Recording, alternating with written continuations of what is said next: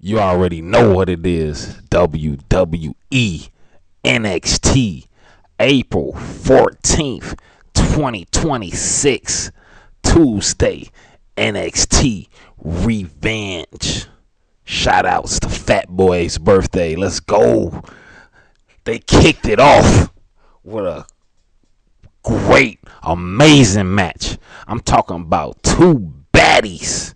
You already know, two baddies in action. Jada Parker. Miss Parker. Versus Miss Kalani Jordan herself. Okay. The one and only. You already know what it is.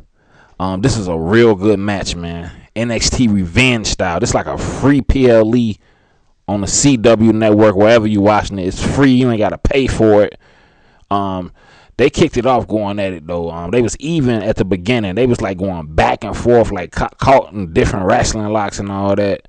Jada Parker was talking big shit while she was beating her down, calling her stupid while she was kicking Lonnie on her ass.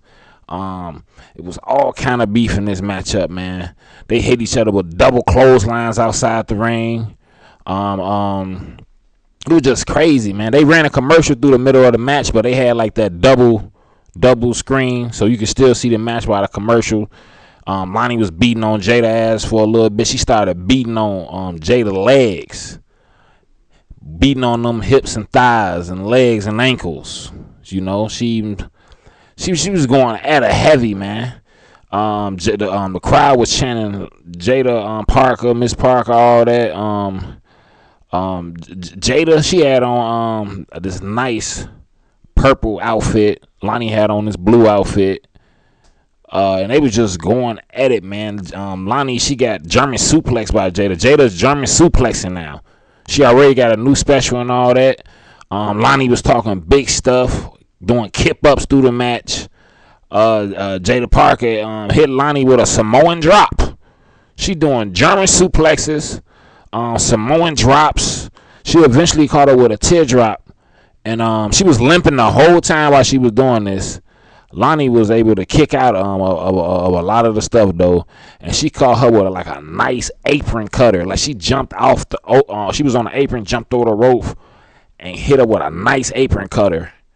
And we call that biracial beef. You already know what it is. Jada, she hit she was going in to hit Kalani with more ass. And Kalani moved out the way. Whole time, though, Jada bumped into the exposed turnbuckle that Lonnie did on a low early in the match. She hit that exposed turnbuckle. Kalani knocked her down. Ended up hitting her with that split-legged moonsault. Split banana.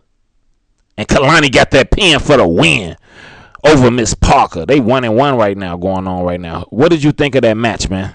This was a good match, and something told me that Miss Parker wasn't going to win twice. And there's just two things that I'm not a fan of about Kalani Jordan.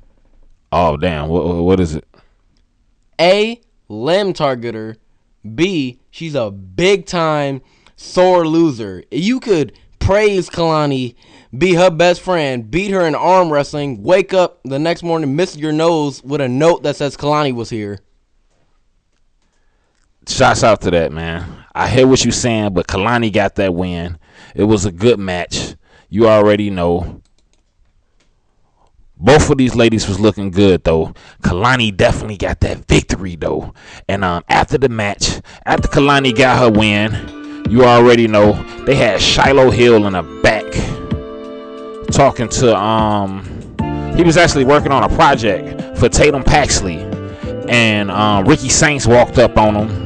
Called him a weirdo and all that. And as he was talking to Shiloh Hill, Ethan Page walked up. And Ethan Page and Ricky Saints, they looked at each other, stared each other down, and they ended up hugging ever so gently. I mean, they took a deep breath with the hug, and it was a monumental moment to just have a hug like this between these two. Really, nigga? Shiloh Hill, he was shocked. I was too, but after that though, they had the progressive spotlight. And it was Soul Ruka talking about all the beef she had with Zarya. You already know what it is. And then after that, we going to get straight into the Joe Hendry concert. You already know. Yo boy, Joe Hendry. Ho Hendry. You already know the, ex NXT champion. You already know. But he came out there, man. Joe, he was playing the guitar, man. He was building that up. The crowd was rocking with him. He was singing this song, and it was fire. He was doing this thing, and you could tell it was building up. He was finna expose all kind of crazy stuff these dudes been doing in the locker room. And then on late nights when they get off of work downtown in them clubs. Especially Osiris. Joe Hendry seen him himself. Osiris is innocent. Before he can even get into that boy, Keanu Carver came out, man. Oh, you see this guy?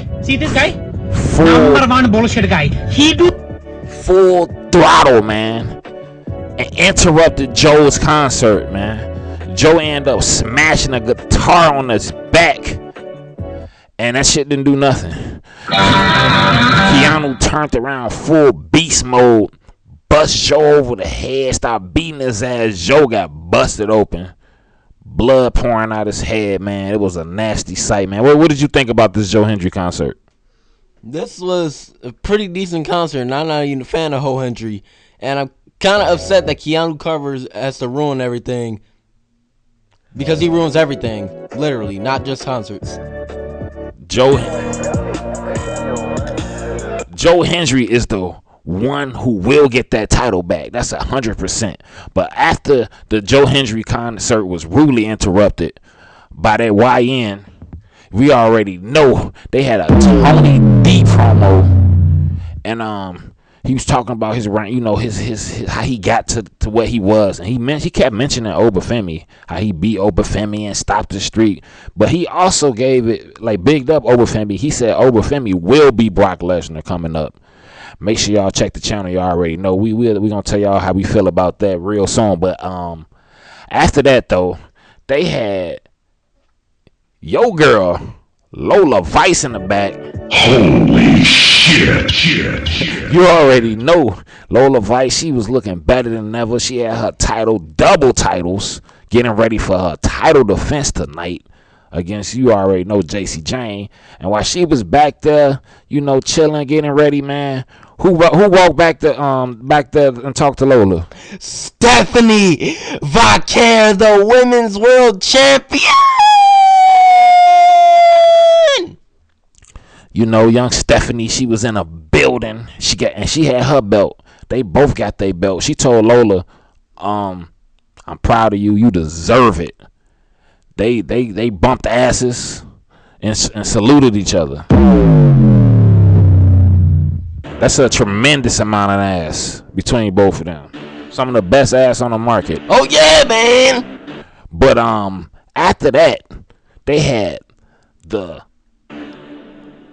debut. Even though you've seen her on NXT multiple times, we had the debut of the one and only, that girl, Too Strong Armstrong, Callie Armstrong, man, versus Skylar Ray. And You stupid. Callie, she was beating her ass, man. You know how Callie do what Callie does, man. If you an Evolve fan, you already know how Callie give it up, man. She a 3-time All-American in track and field. She do her thing. She go crazy.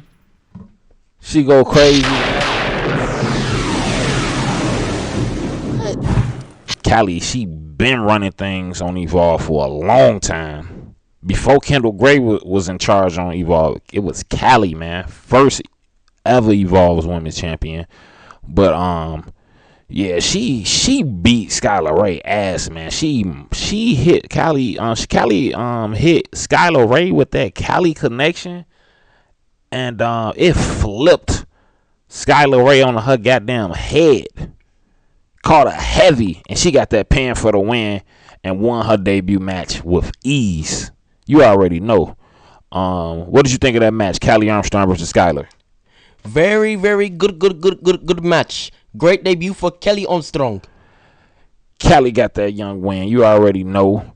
And then after Cali beat Skylar Ray, they had Vanity Project in the back talking to Robert Stone. They had Blake Monroe with them, of course. They all hanging out. They all trying to get with Blake. You already know. Robert Stone said he gonna give Tatum Paxley a title shot next week, and it's gonna be a special match. Give Blake a title shot. Get Blake a title shot next week, and it's gonna be a special. It's gonna be a special match. We don't know what it is yet, but after that though, they had Trick Williams. He was like speaking about everything like Shawn Michaels meant to him coming up in his career, giving him a chance and opportunity on NXT. They got a Heartbreak Kid becoming Shawn Michaels documentary or something coming out real soon. Make sure y'all look at that, man. Ever since he got with Sexy Red, man, Shawn Michaels back out here doing his thing. She gave him some extra energy. You already know that cat like a sensu bean sometimes. Who doesn't want to hang with a bad bitch? It recovers you, man. You already know what it is. But after that, we gonna get into a NXT title match. I'm talking about Ethan Page, Mr. Ego himself, and Mike Long was the announcer too, by the way, versus Tony D, big head ass. Bun Beard combo. You already know. Your boy, your favorite referee of all time was doing this one. Adrian Butler. You already know. He was on the ones and twos doing the referee. I mean, he the reason why Lola Vice even got the opportunity to become the NXT Women's Champion. So I guess I can't blame him. Give him his respect, man. Give him his respect. But this is a really good. I still prefer Charles Robinson. Yeah, I'm 100% going with Charles Robinson, but this is a real good match right here, man. They went back and forth many times, man. Ethan, you already know he played dirty, man. He'll kick you in the balls, poke you in the eyes. Tony D, you already know he back on his stuff. Stack's been doing his thing. Your boy Luca, we ain't gonna get into that. Do y'all Googles. Luca, he on all he on all kind of stuff right now, man. But they was chanting Tony D heavy, man. Before the match started, the beginning and all that. Ricky Saints popped up, man. And what happened with that, dog? He got kidnapped by something or someone. Yeah, Diddy came through, and Shiloh Hill came through, pulled them under the ring, had him on a rope, tied his feet, and dragged him to the back of the back, like Diddy used to do in the 90s. You already know it was getting rough out there for him, man. But Tony D started beating Ethan Page ass, man. It was a good fight, but Ethan Page was getting his ass beat so much he tried to grab the title outside, tried to cheat a little bit. He was able to Ego's edge Tony D on the title, but at the end of the day he couldn't really do nothing. He cleared the announce table. Ethan Page cleared the announce table, and he ended up getting speared onto the announce table by Tony D, but the announce table didn't break. All that fatback energy and the announce table still didn't break. So, Tony D, he grabbed him, threw him up in there, hit him with that goddamn dead to rights, like the PlayStation 2 game with that big-ass husky dog. If you know, you know. And Tony D got that pin for the win and beat Ethan Page, man. What did you think about this NXT title match? This was a good NXT title match, but I am extremely mad that Ricky got kidnapped. Ricky was looking real weak and feeble. He was on a rope getting snatched out the building by another man. His facial expression was wild, man. Like, come on, man. This is crazy, but shouts out to Tony D. I think that's his first title defense or something like that, something crazy like that. But during that match, they was promoting that Gronk Beach they having this weekend. Now they used to just was calling it Gronk Beach weekend. Now they talking about it's Gronk Beach After Dark, featuring Whoop that trick, young Tiffy Stratton. Diffy. And Ariel Howard, man. The one and only Lash Legend. That's young Lash Legend right there. If y'all didn't know, After Dark. I think they're gonna be out there like in jacuzzi and all kind of stuff, man. Bikinis. It's gonna be a lot of great stuff out there, man.